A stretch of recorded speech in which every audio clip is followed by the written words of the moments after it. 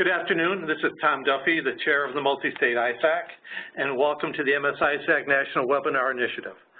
This month we are celebrating National Cybersecurity Awareness Month, Be a Part of Something Big, and we have two of our partners we have on annually from DHS and National Cybersecurity Alliance. First, we're going to do a few housekeeping items with Tammy. Thank you, Tom. Good afternoon, everyone. In order to view your screen in full mode screen, just click the double arrow icon at the top of your screen. This will make your slides go to your full computer screen. And to ask a question, find the question mark icon, type in your question, make sure that it is going to all panelists, and then hit send. We will do our best to get all questions answered. If we cannot answer them live on the call, we will contact you individually. Thank you. Thank you, Tammy. And I'm thrilled we have a great turnout today. We have over 700 folks registered for this month's webcast. National Cybersecurity Awareness Month, or NICECAM, observed every October, was created as a collaborative effort between government and industry to ensure every American has the resources they need to be safer and more secure. Since its inception, under the leadership of DHS and the National Cybersecurity Alliance, NICECAM has grown exponentially, reaching consumers, small and medium-sized businesses, corporations, educational institutions, and young people across the nation, and now internationally. In 2017 marks the 14th year of the National Cybersecurity Awareness Month, so happy 14th birthday. With recent legislation and support from the White House, cybersecurity is continuously a popular topic of discussion, and rightfully so. More specifically, there's even a stronger focus on consumers and their cyber safety. For example, the recent Equifax compromise, probably everyone listening to this call was probably impacted. Everyone at every age is a consumer, and thus each year the theme will focus on consumer and his or her needs regarding cybersecurity and safety. NICECAM 2017 also marks the 7th anniversary of the Stop, Think, Connect campaign developed by DHS and NICECAM. So happy birthday to the Stop, Think, Connect campaign. Each year, NICECAM highlights the overall message of Stop, Think, Connect, and the capstone concepts of the campaign like keep a clean machine, protect your information, connect with care. I want to especially recognize the great partnership with the Department of Homeland Security's Office of Cybersecurity and Communications for its incredible support to the National Cybersecurity Alliance and to the Multi-State ISAC. Our first speaker today will be Princess Young from DHS. She is currently the lead management and program analyst for national awareness programs in the Cybersecurity Education and Awareness branch of the DHS Office of CS&C, as we commonly call it, which is the Office of Cybersecurity Communications. It strives to promote and advance cybersecurity awareness, outreach, education, training, and workforce development throughout the public and private sectors. In her role, Ms. Young manages and coordinates National Cybersecurity Awareness Month with year-round planning efforts and annual execution each October at the federal and national levels.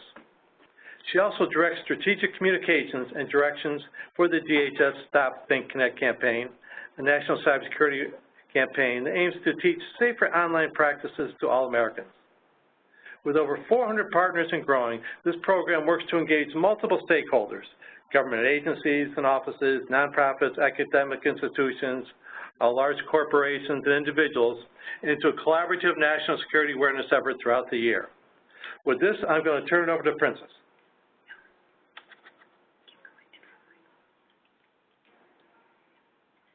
So next we're going to introduce Michael Kaiser, who will be our first speaker on the webinar. Oh, I didn't know we were reversing the order. Okay. Michael, thanks for joining us.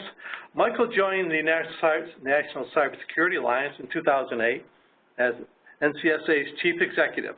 Michael engages diverse constituencies, business, government, and other nonprofit organizations, and NCSA's board of public education outreach efforts to promote a safer, more secure, and more trusted internet. Mike has certainly been a leader in this area for a good 10 years, and I'm glad that he's still with us. He leads the NCSA in several major awareness initiatives, including National Cybersecurity Awareness Month each October, Data Privacy Day, Stop, Think, Connect campaign, the Global Online Safety Awareness and Education campaign. It builds efforts through public-private partnerships that address cybersecurity and privacy issues for a wide array of target audiences, including individuals, families, and education and business communities. In 2009, Mike was named one of SC Magazine's Information Security Luminaries. So Mike, the luminary, I turn it over to you. Thank you, Tom. Really appreciate it. And, you know, I just think back, I harken back to the early days when I was at NCSA, and the first stakeholder, the first group that I went to visit was MS-ISAC, and I went up to Albany and I sat down with you and Will, and that was my, that was the first partnership meeting I did when I came to NCSA back in 2008. And I just want to say that, you know, we see MS-ISAC as really such an important and critical part of the cybersecurity ecosystem. You know, what you have all done to advance cybersecurity in state and local governments is really, you know, should be a model for the rest of the world. So anytime we can work with you and do things with you, it is really, it's really important to NCSA. And so we're just thrilled to be here, let alone what you've done for Cybersecurity Awareness Month over the years, which is tremendous. So, but I think we should just jump right in here and get to the heart of the matter. So I'm ready to move ahead. So, you know, let's just think about this. At NCSA, we do education awareness. So in our life, at the end of the day, it's actually all about the message. Go on to the next slide, please. So what do we need to change when we think about cybersecurity and messaging? Next slide, please. We need to move from fear to enabling. Next slide. So this is the way we normally talk about the internet, right? Hackers, viruses, spyware, adware, Trojans, crimes, you know, halt, go no further, you know, don't let anything out and don't let anything in, right? And that is important. You're all security people. So, you know, for you, that is your job, right? But when we're talking about creating a culture of cybersecurity, I think sometimes maybe that's not always the best way to approach the issue, right? So that's what we try to think about. So we can go on to the next slide. If we want to move from the fear, right, we want to go to how do we get to the happy internet? And we really look at cybersecurity education awareness, not only about teaching people the skills they need to have, but teaching them that good security enables you to do more online. That's really a fundamental way that we think about the way we message to people, right? The better security you have, the more confidence you have, the more you can do. And not that, you know, people that do security don't have to think about some of these other things, but for consumers and small and medium-sized businesses even, thinking about the enabling, right? How do we motivate people to get involved in security? By letting them know when you have confidence, when you're doing the right things, you can do more. We can go on to the next slide. So part of what we have to do is we have to make it simple, right? Next slide. So here's how we've been teaching people to secure a password, to write a secure password. This obviously isn't a secure password algorithm here, but this is the way I think consumers see it, right? They see this very complicated thing that we try to tell them to do, and then we get angry at them when they don't follow our directions. And not only that, but passwords are probably the worst example of how we've messaged to consumers and anybody, because we've made it way too complicated, and we fight against human nature, right? We fight against our own abilities to remember things that are complex. So we make it very complicated for them, and then we shouldn't be surprised when the #1 password is 1 2 3 4 5 6 7 8. So we have to start making it simple. You can go to the next slide. And so here's an example, right? We're all, you know, we have things that we're trying to achieve, and we're trying to achieve a culture of recycling. So this is a recycling bin in a restaurant in Midtown New York City, Midtown. You know, you can see here there's a bunch of little places you put boxes and cups over here. It seems to be 2 things for boxes and cups. You can put plastic cans over here. The rest is trash, and there's a little legend at the top that says, you know, plastic cans, trash, boxes, cookies, boxes and cups, sorry. Some of those things, like, you know, in some things it looks like maybe they have some things like, you know, why is a fork in the trash but not in the plastic? So, you know, there's some things that are confusing. So if you're looking for people to comply, right? So here's what we know we want people to do. My guess is that many of these people would like to participate in the culture of recycling, and they would like to comply and do the right thing. However, you're looking at someone who's rushing to a job, rushing to get home, rushing to get back from lunch, and they look at this, and so what do you think? Probably most of the stuff ends up in the trash.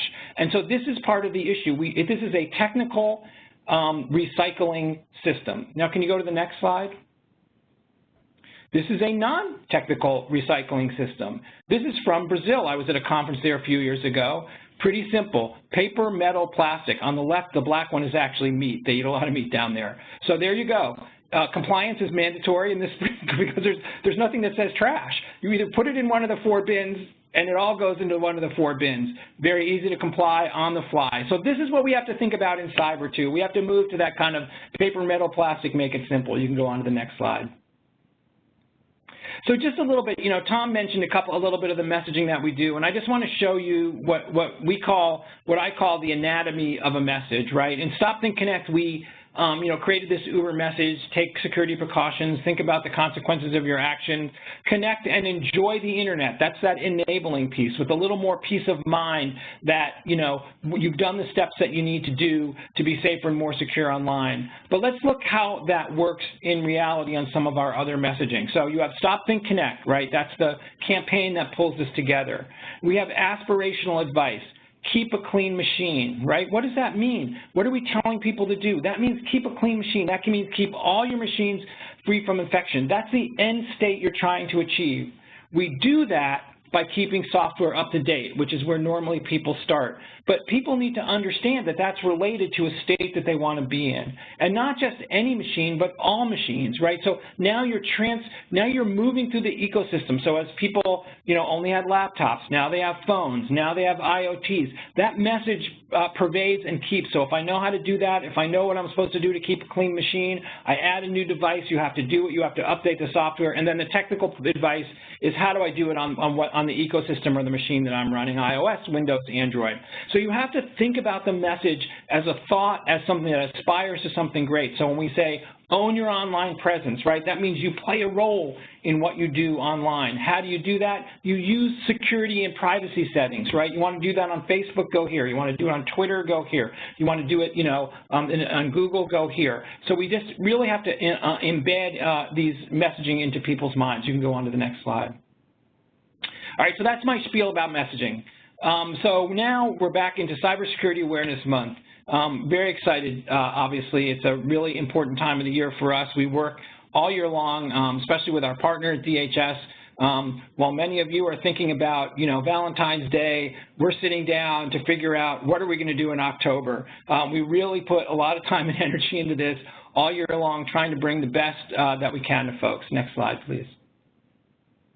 So as Tom said, this is the 14th year, co-led by and co-founded by NCSA and DHS. And I think the model that we've created, this collaboration, this vision of this shared responsibility, not only that's our theme for the month, but that we do it together is really important. Next slide, please.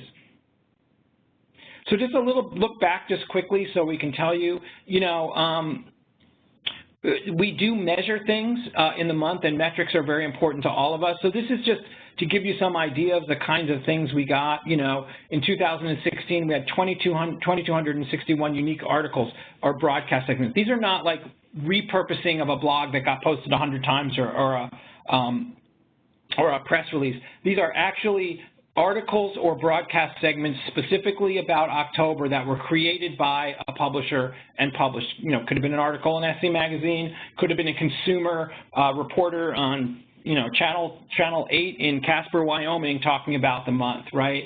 The hashtag, which is now cyber aware, was used 78,000 times in 2016, which is a pretty good growth. And champions, I'm really thrilled with this because I can give you some recent numbers. You know, we had 870 organizations last year. we are already over 700 organizations, and it's only October 3rd this year. So we very much expect that to grow. You can go on to the next slide. So about 5 years ago, NCSA and DHS decided that October was too overwhelming.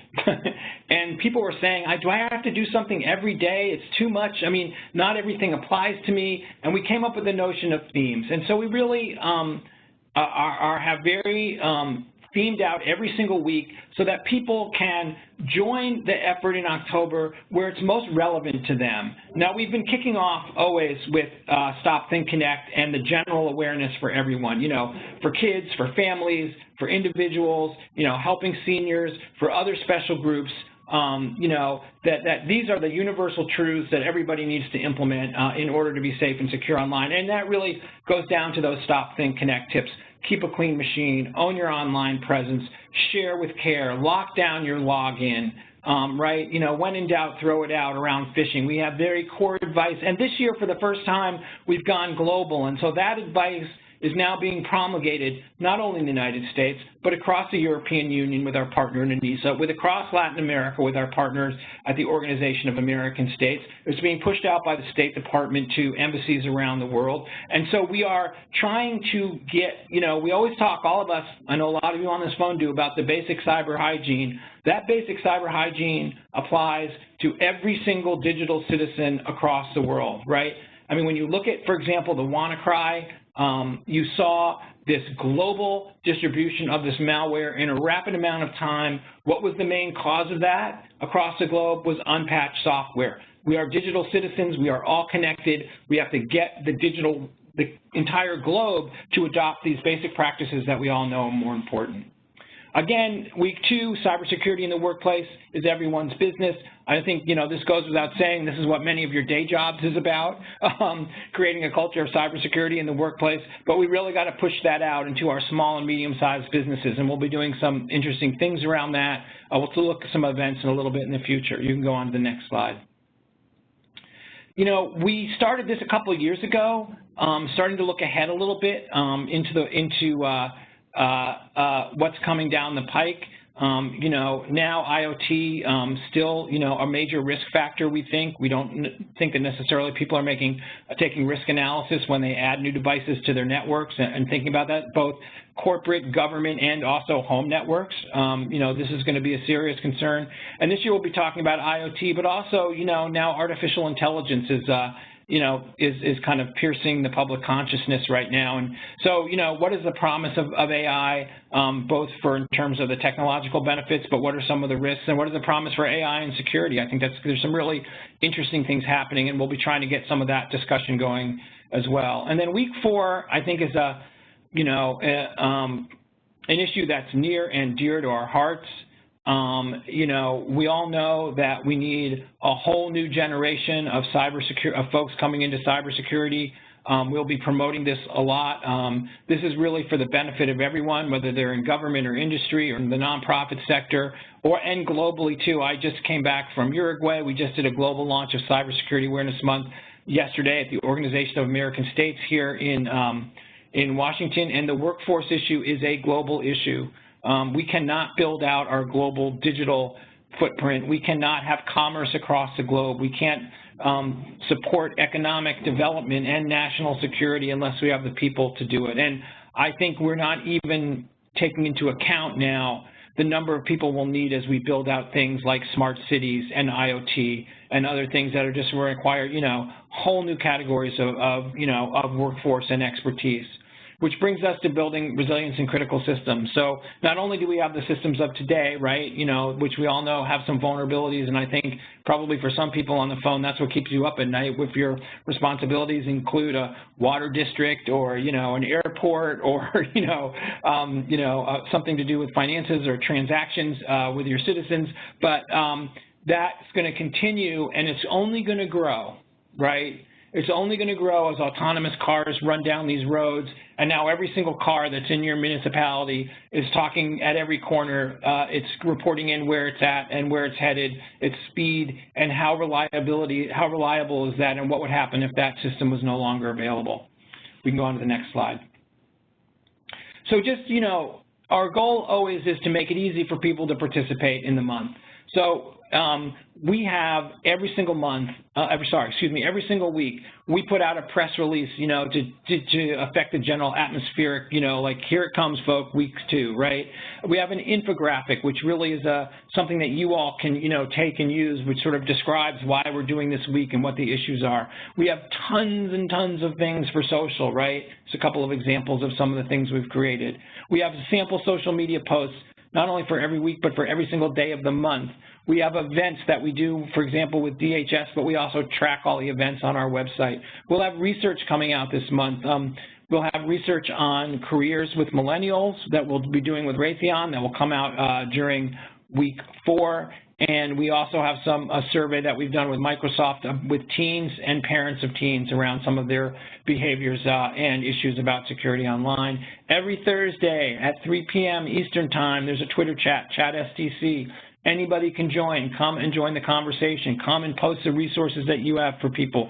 Come direct the citizens of your state to the resources you have on your website. And if you're a champion of the month, we can talk about that in a second, you will get every Thursday, you will get an email from us with everything you need for the next week, right? All the infographics, all the memes, all the posts that can you can send to your comms people, you can do yourself. You know, it's kind of, you know, the week in a box. So we try, you know, our goal, and you can give us feedback after the month, is to make it as easy for you to participate as possible. Next slide, please. So just some key events that we're doing. You know, so one of the things that NCSA has been working on, and we're sort of going to officially announce it next week, but we've been doing it for a while, and some of you may have been on a recent webinar with Kristen Judge. We've created a program called Cybersecurity My Business, which we've taken and made more accessible the NIST cybersecurity framework for small and medium-sized businesses, and we've been going around the country conducting trainings on that. We're going to be doing that for the rural, National Rural Electric, I'm sorry, it's NCREA, I'm always going to get it wrong here, but National Rural Electric Cooperative Association. These are small electric providers. They may be a collection of municipal providers. Some of you, may live in cities that have built out over the years small hydro plants and other kinds of things. These are small collectives around the country, and we are doing a training for them, helping them figure out how to implement the NIST cybersecurity framework. Like any sector, whether it's electric or health, you have a whole range of providers from, the most sophisticated, largest enterprises to, in the healthcare, it might be the smallest doctor's office, right? And they all need to be participating in cybersecurity in order to get that sector secure. We're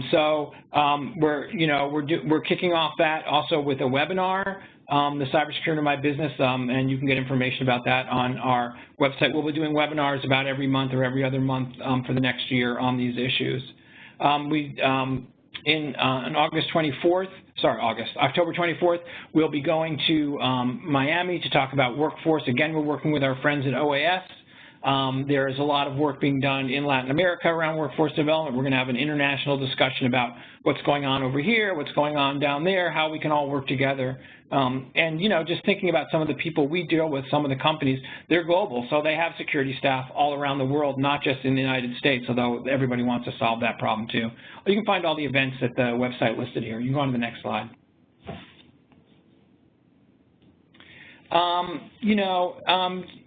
Really what we want to do is to get involved. I mean, here's some ideas, right? Have a poster, host a lunch, organize a volunteer day, go to schools, whatever, give certificates to employees who have done a good job. Maybe some of you are doing phishing simulations. Maybe, you can, give the winner, something like, I don't know, to recognize that. And so what we really want is for people to be creative, and that's what we think, that's the importance of some of the work, is that, you have to localize it and make it relevant to your employees, to your citizens.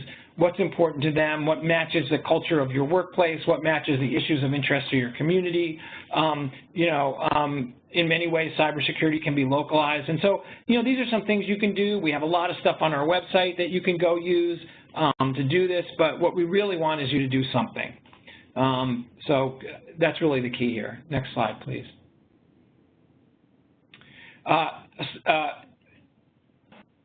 Social media has become increasingly important to us in the way we do things. It's the way we communicate with the world. Hashtag CyberAware for those of you on Twitter, really great place to come any day. It's like flying away right now with just tons and tons of hits. It's where we post a lot of things. It's where other people post events. It's where people post, tips and advice. We really, we urge you to join the conversation. I already mentioned the Twitter chats, and that's the hashtag ChatSTC. Next slide, please. So become a champion of NCSAM. This is something that is really important to us. When you become a champion, you show your support for the month. It's very easy to do. There's a very simple form, and then you get signed up for those weekly email alerts with all that information. It's really important for us to express, not just us, NCSAM, but us, meaning the collective us, not only on this call, but across the country, to show how important October and cybersecurity awareness is by people becoming a champion and telling the rest of the world we're engaged, right? When somebody sees, you all have peers across the country. When one state does something and another state might say, well, why aren't we doing that too? Or another town might say, why aren't we doing that too? Hey, they're doing a better job than us. We have some civic pride here. We want to do better to them. So we want to build that momentum around, the peer-to-peer relationships, but also to demonstrate this sort of very decentralized and grassroots effort that is at the core of education awareness. When you think about other topics I showed you, recycling, we could talk about anti-smoking, we could talk about traffic safety, we could talk about disease suppression. These are all cultural, societal safety and security issues that don't fall on the shoulders of one group to do, right? Everybody teaches children how to cross the street safely. We all teach children how to, to cough into their elbow. Everybody's concerned about, other risks that people might face. So, cyber is that way too. And so the more we can show the cultural adoption of awareness, the broad-spread participation in helping the society become safer and secure online, the more we're going to be accomplishing our job. So please join us as a champion. We love our champions, and you can sign on at NCSA, at staysafeonline.org. You have the website. So go on to the next slide. Like I said, you'll be on our website, you'll receive the toolkit, and you can promote your event as an NCSAM partner event. So that's something new that we have this year, and we have some information about that. But if you want to be a partner event to the big Cybersecurity Awareness Month, it starts by becoming a champion. There's some other things that we ask people to do too around, some of the core messaging like the theme, our shared responsibility, and some other things. But we really want people to be able to connect to the greater effort. And so we're looking at ways, and this is an experiment this year, to phase that in a bigger way. You can go to the next slide. Of course, you can become a Stop, Think, Connect partner as well. Many of you are. I think as Tom mentioned earlier, DHS has, and Princess can correct me if I'm wrong here, somewhere north of 400 partners they've signed on. We've signed on 700 partners onto the Stop, Think, Connect campaign. We now have partners in more than 50 countries around the world. We have whole countries that have signed on to Stop, Think, Connect to this campaign. At the end of the day, we can talk about the campaign and all those things, but if you think about sort of, again, those basic tenets of being a global digital citizen, we have to do that all around the world. We have to work together. We have to harmonize. We have to be efficient in the way that we deliver the message, and we have to get the message, and this is the hardest part, we have to get the message to everyone. And that's why it really requires us all collectively working together. You can go to the next slide. So, yeah, here's some, some things. It's easy to sign. You can get a license, or you can sign up to the campaign through DHS. You get all this information and materials. And then if you sign on, you can create your own Stop, Think, Connect campaign that's more relevant to you. And, you know, we do a lot of different things. Many of you may have seen this, but we try to create an editorial calendar. We have, you know, we have some stuff about account security. We've done things about how to have a safe and secure digital wedding, right? We've done things about, you know, travel, about taxes, about digital spring cleaning. We try to morph the message to not be so technical, to put it into the relevant for people's lives, you know? If you're going to clean your garage in the spring, clean up your digital life as well. Get rid of those old emails. Unsubscribe to things you no longer need. Make sure your software is up to date. Delete old files that you're no longer doing. Back up some of that stuff that doesn't need to be on your hard drive in case it gets stolen and stored somewhere else. You know, just trying to teach people to sort of make digital normal the way they would, you know, sweep the porch in the spring when the snow is gone if you live in that kind of climate. Next slide. So we also have a parents newsletter now that we started a couple of years ago, and you can sign up for that. You can sign up actually for a lot of things at our website for different kinds of newsletters. But we were really encouraged by one of our partners to put some of that. So we just have, you know, news, resource tips, and research. This is really great for your employees, right? So the goal here is to get a constant flow of information into their hands around, you know, parent safety. Look, this is a big issue for parents. We'll have that research coming out with Microsoft that will expose some issues that I think are of concerns to parents and teens. You know, and how do you raise a kid in the digital age? I think it's a big concern for parents. They're interested in it. There's lots of information. There's lots of new information. Join the, you know, sign up for the newsletter, and you know, you can get that. We can go on to the next slide. So here's some great awareness sites. What we like to say to people is, what I like to say to people is, I don't care where you go, but go somewhere and get this stuff, right? You can certainly come to us at staysafeonline.org, but, you know, Princess's site at dhs.gov is fantastic. The FTC has amazing things, and even places like the Better Business Bureau has some good stuff. So I think I have one more slide, and I'll hand it over to Princess. Is that correct? This is actually, that was my last slide. So, yeah. You know, so Princess will take it from here. You are in good hands, maybe great hands, I should say. And if there's any questions, I think maybe, you know, we'll try to answer them at the end. So yeah, I've got a couple questions here, and we'll save them for the end. Oh, okay, good, perfect. I didn't see them. Great. Awesome. Thank you, Michael. Appreciate being on the call with you. Michael and I work a lot together throughout the year, and even more so during October. So it's nice to have a fellow colleague on the line, and thank you for a wonderful presentation. I only have a couple slides because Michael and I do a lot of these presentations separately, so when we come together, it's just a really easy way to not be redundant and ensure that you guys are getting some of our specific DHS resources as well. So with that, my name is Princess Young. Thank you so much to MS-ISAC and Tom for including us in today's conversation, and happy National Cybersecurity Awareness Month to everyone on the phone, and thank you all for joining this call and showing that, you know, this is an issue that matters to you all, that you want resources, that you want information. That means a lot to us because we spend a lot of time building up these types of resources. So I know that Tom mentioned it a little bit in my title, but just to reiterate, I lead our National Cybersecurity Awareness programs at DHS, and that right now includes majoritively the Stop, Think, Connect campaign, as well as National Cybersecurity Awareness Month. On a broader scale, our office sits within the Office of Cybersecurity and Communications, and ultimately CS&C is charged with keeping the .gov domain safe, as well as providing resources to private sector companies that might have breaches that take place to them or ones that are interested in building a more robust cybersecurity posture. But you can't do that unless you have partnerships, unless you've built rapport and trust with organizations from around the country and around the world. So we have different groups within CS&C that provide resources and make those types of connections happen, anywhere from international affairs and relations to intergovernmental affairs. And then our office is working a lot with a variety of stakeholders. Our team specifically is dealing with mostly nonprofits, academic institutions, as well as the federal and state and local space. You all may often talk to Kristen Heidelberg or Rob Gatlin from our state and local team, and so they send their regards to this call as well. But if you ever need anything beyond this call, please reach out to our team. We're happy to help and give resources.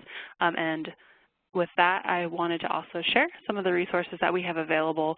One other thing I would want to note is our office beyond awareness programs and Awareness Month. We also have resources and information that are related to training, workforce development, formal education.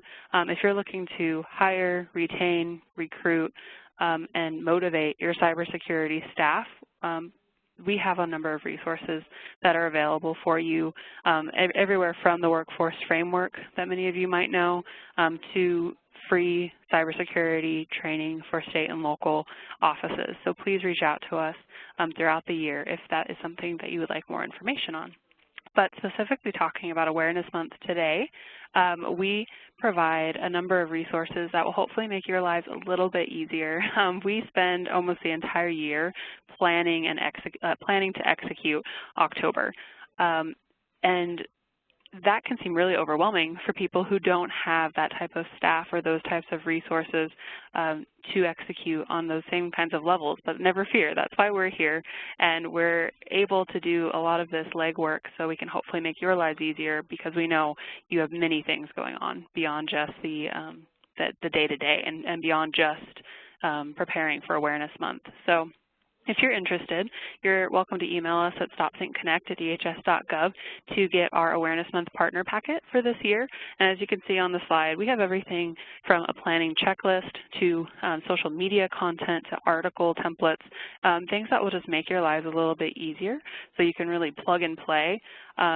Articles that are honestly ready to push, promote, publish, etc., but you're also welcome to tweak them to your organization's needs, to your office's needs, and make it your own because you know your stakeholders best. But if nothing else, if you just wanted the base model article, you are welcome to push that out through your various communication channels. And each of those articles and resources are actually themed for each of the weeks that Michael mentioned earlier. So you're going to see articles that are specifically for cybersecurity in the workplace, and you're going to see an article that is specifically tailored to critical infrastructure for the end of the month. So we hope that you'd be interested in downloading that partner packet. And excuse me, you'll need to actually email us for the partner packet this year, but we'll send it to you with a really quick turnaround time. We're only 4 days into October, so there's lots of opportunities to utilize the resources in that packet for the remainder of the month. Also, to Michael's point as well, we want you to use the hashtag CyberAware. And we want you to get involved in the Twitter chats happening throughout October. But additionally, we encourage you to follow our @cyber handle. That's our cybersecurity and communications social media handle. And we're going to be retweeting a lot of the great information that's happening throughout October, live stream links, the reminders that Twitter chats are taking place. And you can just kind of see what's happening in real time for Awareness Month through these social media channels. But we invite you to follow us as well. Next slide, please. And then just a couple quick ways that we wanted to share how DHS is specifically involved in Awareness Month. As Michael mentioned, we co-manage and execute Awareness Month with NCSA, but DHS specifically has a few chores on our own that we have to make sure get implemented.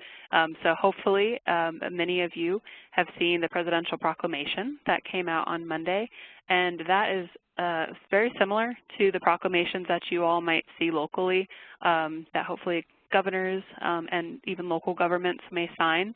But this is the presidential proclamation from the White House that commemorates Awareness Month being in October. And so we encourage you to go look at that. And if nothing else, we really think the proclamation is a really great way to get buy-in within your leadership's arena, because you can say, you know, this is an event and a month that is on the White House's radar, and they're supporting it, and we should do our best to support it as well, the best that we can. Also, you're going to see blogs on our dhs.gov website throughout the month. If you go to dhs.gov/blog, you can see what is going on throughout October. And again, those are going to have weekly tips and guidance and will likely have leadership bylines as well, so lots of buy-in from leadership as well this year. And then lastly, we have a lot of coordination with key events happening across the country. You can go to NCSA's website to get that calendar of events. You can also email us for more information about some of the events that are taking place, or to find out where some of our DHS folks will be. I'll be traveling throughout October, as well as a number of my colleagues. A lot of our cybersecurity advisors are very, very busy in October, and we really appreciate their help on that. And we thank you for reaching out for anyone that has requested a DHS employee to speak at their event. And just for food for thought, if you have an event next year and you would like a DHS employee to come speak to cybersecurity, your topic of choice, please email us as well at that stopthinkconnect@dhs.gov so we can filter in your request. It might be a little bit too late at this point, being in October already. You're welcome to email us and see if there's availability. Maybe someone local in your area could help, but definitely keep that in mind for next year. And then next slide, which is my last slide. I mentioned some of our other resources earlier when I introduced myself, but just so you can see them here on the screen. We have that federal virtual training environment. We hope that many of you are using it already, but last year it became open to not only federal government employees, but also state and local governments, as well as veterans. And we have now thousands of veterans that are already utilizing and accessing the system, and we just are excited to see that grow. So you are able to sign up for an account through the fedvte.usa learning. You just have to provide your state or local email address. And then we have our NICS website training catalog, and we have over 3,000 courses and growing every day. But this is a wonderful training catalog that will show you nearby cyber courses, some that are free, some that are for cost, some that are webinar and virtual based, while others are in person. So if anyone is looking for training to perhaps get a certification or just to work on continuing education credits, what have you, this is an amazing resource for you. So you're not just blindly going online trying to weed through all the websites. These are all vetted vendors with all of their training classes actually linked back to the Cybersecurity Workforce Framework, which is wonderful. So we encourage you to visit our nics.uscert.gov website as well. And again, if there's any questions, please email me and my team at stopthinkconnect@dhs.gov. If you have a question specifically for me, it'll get routed to me, but I also take a look at that inbox. But again, thank you all for the time, and happy Awareness Month. Great. Michael, Princess, thank you very much. I do have a couple questions here. Mike, it looks like the first one might be for you. This is from Amelia, a teacher in Austin, Texas. I'm a teacher. Do you have resources for schools? I know that's an easy one for you. Yeah, not only do we have resources for schools, but I believe that Princess probably has a ton of resources for schools as well. Yeah, if you go to our website, if you go to stopthinkconnect.org, you'll find a bunch of things, tip sheets, posters for the classroom. On staysafeonline.org, we actually have some presentations that you can do in the classroom. And so we have them, but there's a lot of great resources out there for teaching safety and security in the schools. Not only, we don't only promote our own stuff. If you go to connectsafely.org, they have a ton of things. They have guides for parents on various issues. And also the Family Online Safety Institute has a bunch of great resources. So there's a ton, oh, and also NCMEC, the National Center for Missing and Exploited Children, has a lot of resources for teachers. So there's really a wealth of information out there, and what I would suggest to teachers is, since you all have your own different style about how you do stuff or the way you want to present in classroom, just look around and find the one that fits, either the time that you have or the style that you have or the topics that you want to cover, but you do not need to recreate the wheel here. And Princess, I don't know if you have anything to add to that. Yeah, if you go, just quickly, if you go to dhs.gov/stopthinkconnect, similar to what Michael was saying, there's a toolkit in there for educators, and so there's a lot of good discussion guides. You can order posters from us for free that you can hang up in your classrooms or hand out to to the students themselves to put in their own rooms, et cetera. So you can email us at that website I provided for free of charge shipping. of those items, but a lot of the downloadable content is really easy to use. And then quickly, we have cybersecurity curriculum that is available for free to teachers through a grant that we manage. And so you can actually visit NICERC.org, and they build content, cybersecurity curriculum that spans beyond just a cyber course. It can be implemented into philosophy classes and biology classes, as well as IT courses, of course. But it's amazing curriculum for multiple levels. And, you know, please let us know if you have questions, but you can connect with them directly as well. Great. Princess, I have a question for you. This came in from John. Does FedVTE, and for those that don't know, the FedVTE stands for Federal Virtual Training Environment, also apply to K-12 education personnel as well? I think right now that is a little bit on a case-by-case basis. If John wanted to send us an email, we can route it to that program manager and they can make that final determination. And if we have resources for you regardless, but we might just have to double check on, you know, the nature of the organization or the school you're representing, but we'll make that determination for you and hopefully get you access. Yeah. Also, Johnny, if you'd like to participate with the MS-ISAC or you want to send an email to info@msisac.org, we'd love to sign you up as a member. We have lots of training resources for you. Another question. This came in from Michelle in Kalispell, Montana. How can we share what we are doing internally to stay safe online? Do you have a best practices session? I'm not quite sure I 100% understand that question. How can you share internally what you're doing? I think she's asking like the work. I think they mean to share with you. Oh, to share with us what they're doing? Yes. Oh, you can email us at info@staysafeonline.org. You can tweet at us at #CyberAware and say, hey, take a look at what we're doing for Cybersecurity Awareness Month. We'll probably see it. You can, you could go and post it on our Facebook page and let us know. Or you can just, tweet us to, one of our handles at @StaySafeOnline or at @StopThinkConnect without the I in think, and we'll definitely see it. We really, really want to hear what people are doing. When we report to DHS, we try to capture as much as we can about what's happening out there in the world, and it is impossible to know everything that everyone's doing. So we just love to have great examples. I don't know if you have a place you want someone to let you know, Princess, you can do that too. If you're interested in getting that partner packet from us, in one of the guides, there is a template that can just break down what kind of information we'd love to receive from you, and even the internal stuff. So, to Michael's point, definitely push it through the mediums and communication channels he presented. But if there's any way that, any reason that you want to maybe be sending it to us a little bit more confidentially or anything, you can email us through that method as well. Great. I have another question. This comes from Jenna in Nashville. Do you have any cyber advice for small businesses? Oh, yes, we do. Definitely. You can go first, Michael. So we do. And I think next week is devoted to small businesses, right? So we're having a webinar for SMBs on ransomware and some other issues that small businesses are facing right now. Like I said, we just put up a new website. It's staysafeonline.org/cybersecuremybusiness.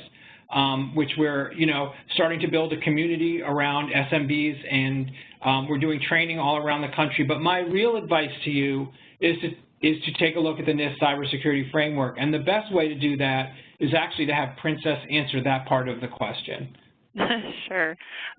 So in case you didn't already know about it, we have our C-Cubed voluntary program, and that was actually a sister team of ours came up with that program as a result of, presidential request, but essentially it breaks down the workforce framework into kind of digestible areas of comprehension, so that you're not trying to figure out, okay, what does this framework mean to me? It kind of will guide you through the framework, and there is a small and medium-sized business tailored portion of the C-Cubed voluntary program. So if you just, if you Google C3VP, it'll come up, but we also have it on our US CERT portal. Email me if you have any problems finding it, and we'll make sure to give you the direct link. Awesome. I have another question here from Brad from Montgomery, Alabama. How do I avoid being a victim of cyber breaches such as a recent Equifax compromise? Now, that's a tough one. Well, you know, you avoid becoming, getting into a cyber incident by putting into place a plan, and that's really what the NIST Cybersecurity Framework helps you do, right?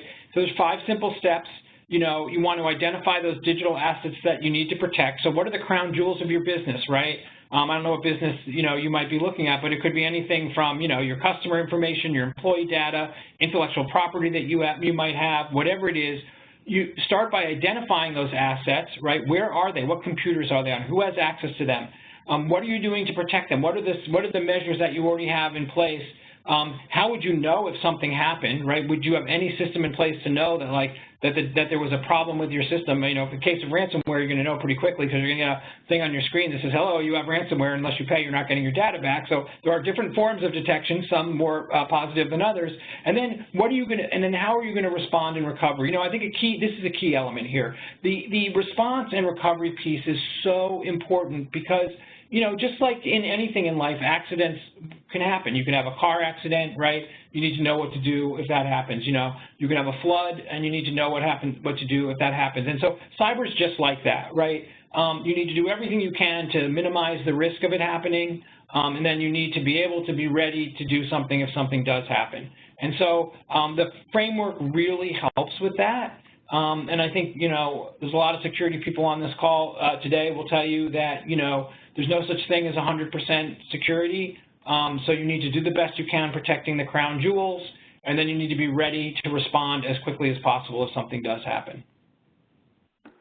And Mike, that makes me think of something else. Should we look to develop maybe a cyber framework for individuals and home users, like the NIST framework is more for businesses? Should we simplify it for home users, or what they should be doing and talking about what you just mentioned? Well, I think we do. We've started to talk a little bit. I mean, the core of the framework is really risk management, right? So how do you manage, you know, the risks that come, in this case, with your business? How do you manage the risk in a family? We could talk about that. I think there's some interesting things there that we could be talking about. Certainly, the basic cyber hygiene that we promote for everyone, you know, the software patches, the strong authentication, you know, being thoughtful about what you share, backing data up. These are the things that reduce people's risks generally. We all believe that to be true, right? We think it's, you know, those are the things, but we should talk more about what happens, how would you know if something's wrong? And we talk about that, but not in a framework way, you know, checking your credit, right? You know, those kinds of things, looking at your, you know, your credit card bills. And there are some amazing response things for consumers like identitytheft.gov at the FTC, which is a phenomenal site if you think your data has been lost. So yeah, we should talk about that. That would be an interesting product. And I did get a nice international question here. This actually comes in from South Africa. So you talked about your international reach. Congratulations, it's working. I work in higher education. Do you have material that one can use to assist first-year students entering to be aware of the capabilities and challenges of cyberspace? Yeah, I mean, and Princess has a ton of resources in this regard as well. I mean, a lot of our resources are geared towards everyone, right? So they would certainly be appropriate for people coming into colleges. I do think that you'd want to look, for example, on stopthinkconnect.org at, you know, especially young people coming into college, some information about, you know, how to stay safe and secure on, you know, on social media, right? You know, the kinds of things that young people may face, you know, when they're going away from home for the first time. What I will say about colleges and universities, and I'm glad someone asked this question, you are in such a great position to educate people. You have so many avenues to reach them and touch them and get the information into their hands, whether it's in their dorm room on the first day of school, whether it's emails from the dean of students, whether it's, you know, information that comes maybe out of any public safety, you know, elements to your campus. There are so many ways that you can talk to students and so many opportunities to talk to students about staying safe and secure online. So I think, you know, come look at our resources. Princess has resources. You know, there's just a ton of stuff. You don't have to reinvent the wheel here, but it's, you have an opportunity, unlike other people, to reach people and get them the information. Okay, I think we've used up our hour here. I'd like to thank Michael and Princess for being our honored guests for the annual National Cybersecurity Awareness Month webcast. Michael, we've probably been doing this since 2008 with you. I want to thank you once again, and it's been a pleasure working with you again this year as it has over the years. And Princess, for the great work you've been doing at DHS, and they've really stepped up in the educational field. I want to thank you for that. And if there are state and local governments on that need some more information about the Fed VTE, we do work with DHS on doing some administration for Fed VTE. So if you want to send an email to info@ms-isac.org, we'd be glad to help you out there too. So Mike, Princess, any closing remarks? Thank you. You know, MS-ISAC is really, in my mind, one of the most important organizations in the whole cybersecurity ecosystem. So thank you for everything you do. Thank you. Thank you. Okay, so thank you, everyone, and we'll be sending out the announcement about next month's webcast in a few weeks. Thank you. Thank you.